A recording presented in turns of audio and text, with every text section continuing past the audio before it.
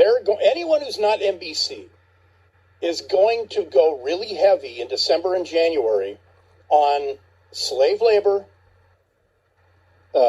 totalitarian government, President Xi's ambitions to invade Taiwan, his new common prosperity wealth seizure policy, where he's basically saying, hey, we've been capitalists since 1989, joke's over, music stopped, give me billions and billions and billions of your personal wealth, which is what he did to Jack Ma from Alibaba and a whole bunch of others. They're going to be going heavy on China, pointing a finger at NBC, and why would that be? Well, because NBC is about to make a bunch of built-in money. I mean, the money's baked into the Olympics.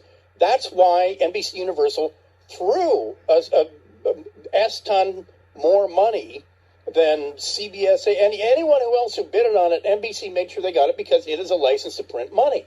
If you've ever been to the Olympics, Coca-Cola owns the Olympics. Whoever broadcasts the Olympics gets that money. So it is a cash cow. And then you make a deal with the devil. And, if it was 1936, they would have competed to broadcast the Berlin Olympics. And exactly like they did. The difference between 1936 and when they bid on these Winter Olympics is that it was far more widely known that, as it turns out, China is a police state that imprisons people that joke about its leader. If you're caught comparing him to Winnie the Pooh, you will be in jail. Let's say, for scenario's sake, you're a prominent, world-famous female tennis player. And let's say, for argument's sake, you've been sexually harassed and assaulted and raped by a former vice premier, a high official in the Chinese Communist Party. And let's say you blog about it on Weibo in China. It lasts 30 minutes, and then it's taken down, unless you screenshotted it, no one else has it, and you disappear. So, welcome to the world of Peng Shuai. And with that in your face, and the Women's Tennis Association, ironically, the Women's Tennis Association having the most balls in this entire scenario and saying, we are canceling tournaments in China. These are tournaments that would have made them hundreds of millions. Because the Chinese pay to see Chinese athletes kick A. That's why the NBA, that's why Yao Ming was so huge in China. And that's why the NBA had a turbocharged growth in China, was because the Chinese tuned in and paid to tune in to watch a Chinese Houston Rocket be really, really good at the basketball. Yeah, it's a lot of money. The WTA, as opposed to NBC, the Women's Tennis Association said some things are more important than money. And you know what? I think most Americans would reward NBC. Because here's the other thing, that NBC, I don't know why they don't calculate this. Engineer Brady, what was your favorite moment from the Tokyo Summer Olympics earlier this year? No, I mean, I didn't get to watch too much of it. Oh, then you saved a lot of time, because there was no favorite moment. Oh, good. Good. It was, not only was it, 9 hours off of us, even on the West Coast, so all the good stuff was tape delayed. In this day and age, you're watching the results on your ESPN app. You're getting notifications. If you care, you're like, I'm going to get biathlon notifications at 3 a.m. Damn it, Norway again. And so NBC, I think at this point, they might be better off giving it up. But they're gonna go on February 3rd. You saw it promoted last night. If you watch Sunday Night Football, it was like a commercial for the Chinese Communist Party. It was the Winter Olympics, Beijing 2022. It's disgusting. And you go back, you think back, boy, if I was alive in 1936, I wouldn't have gone to those Summer Olympics in Herr Hitler's Germany. Well, it's going to be 2022. Are you going to tune into a bit of that? Well, CNN, CBS, ABC, they're all going to go at NBC for this because it's getting red hot. You have an athlete who's been silenced because of, communism. All right, back in a second. A bizarre incident shut down I-5 over the weekend. You might have been caught in it around Marysville. That and more. back into second right after we checked the right-way traffic. Brian Suits in here, 770 KTTH. Always attribute. This is from Fox 13. By the way, 770 KTTH. Brian Suits in here. Northbound I-5 blocked after man dies by suicide on on-ramp. You may have been affected by this on Saturday. Yeah, it was Saturday. So northbound I-5, you know, you've passed all the cool stuff. I'm not saying that Mount Vernon's not cool, or nor is Marysville, but there you are on I-5, coming south, not affected by this, going north, affected by this. So what happened was there was a domestic disturbance, domestic violence complaint on Friday night in the Marysville region.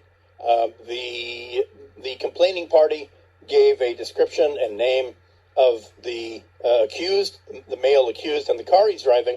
So now, up there's a bolo. Be on the lookout. Marysville PD, Sunoco Sheriff, the whole thing. And so was it a Marysville? I guess it doesn't matter what the agency was. Actually, I believe it was Marysville PD. An officer sees the car, and the guy's approaching a northbound on-ramp. He's on a road that has an overpass over I-5, and he's approaching a northbound on-ramp.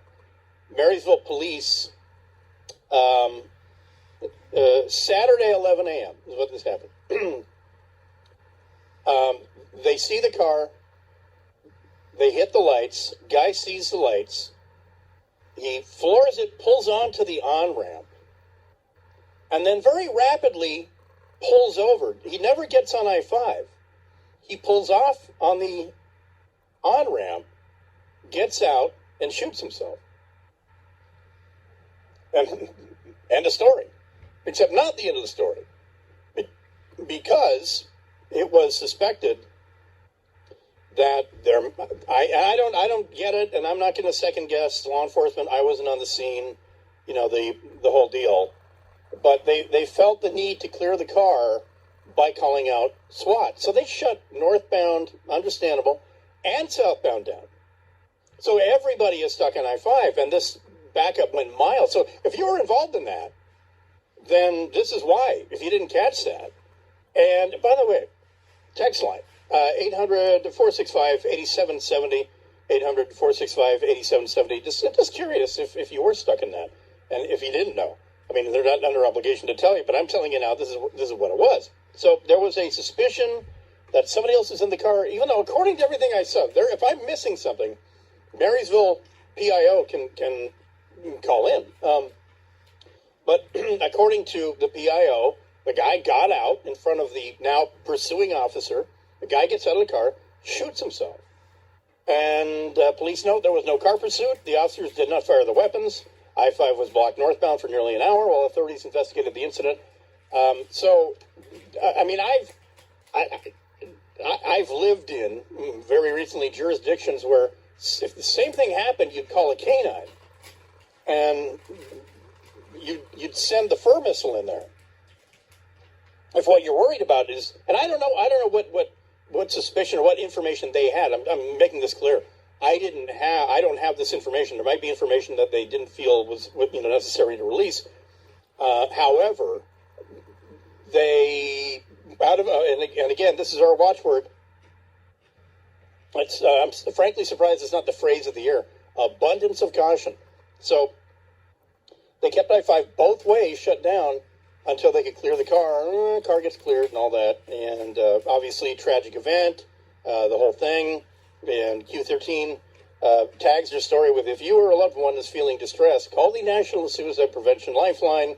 The Crisis Center provides free. I somehow suspect that the timing was a bit off on this. I don't think the guy was pulling over to get on a suicide prevention lifeline. But again, I don't have those details. By the way, let me just say this now. If you are in the greater law enforcement community of Western Washington, of any county or city jurisdiction, you can email me, and you know that I'm the right chap. And you can email me, darksecretplace@protonmail.com. Darksecretplace@protonmail.com. I guarantee your anonymity. if you help me help you, I assume you know not to email me from a .gov, any Seattle City .gov, no issued address. You know that. You're all smart enough to know that. So I would just say many of you know me. You know that I know you, and you know how I am about that stuff.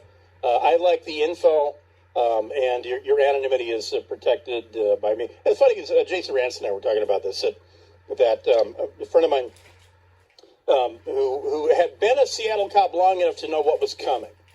He retired last year prior to the declaration of Chaz, which, by the way, if you haven't left Seattle since then, you know that Seattle was a laughing stock because of Chaz Chop.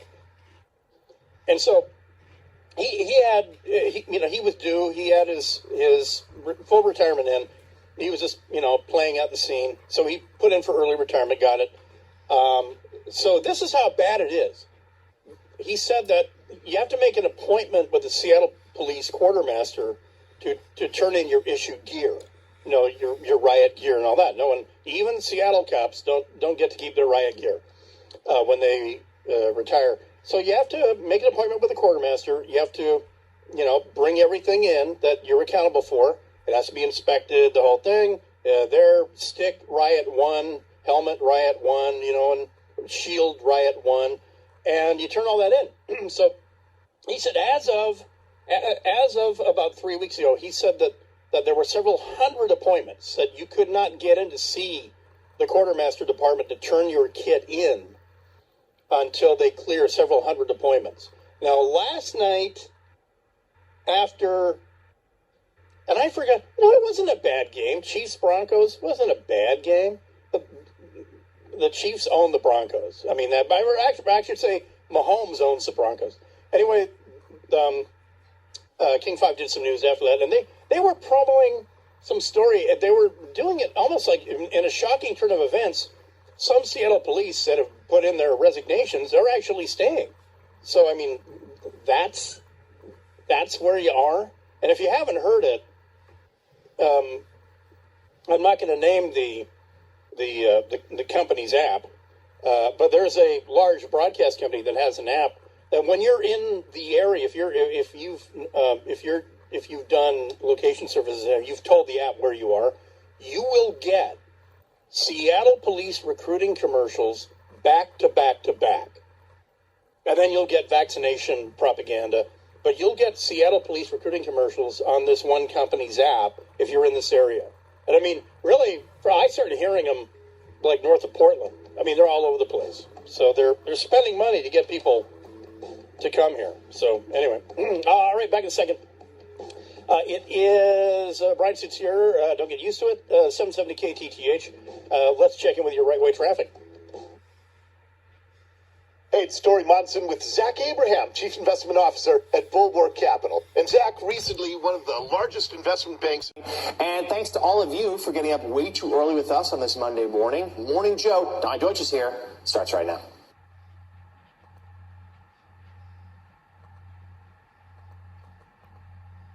Brian. Oh, hey, sorry, didn't hear the bumper. KTTH 770, Brian Suits here, and queuing this up. By the way, what'd you play? I didn't hear the bumper. Was it? I played some Killer music. Okay, all right. You have free reign on the Killers, Coldplay, and then also I know I talked up the Robert Plant because I know there's a lot of Zeppelin heads like myself out there here in Seattle. Well, the Northwest, really. But the Robert Plant, Alison Krauss, the new double album is really, really good. And I don't get a piece when you buy it, but I'll play you a clip of it.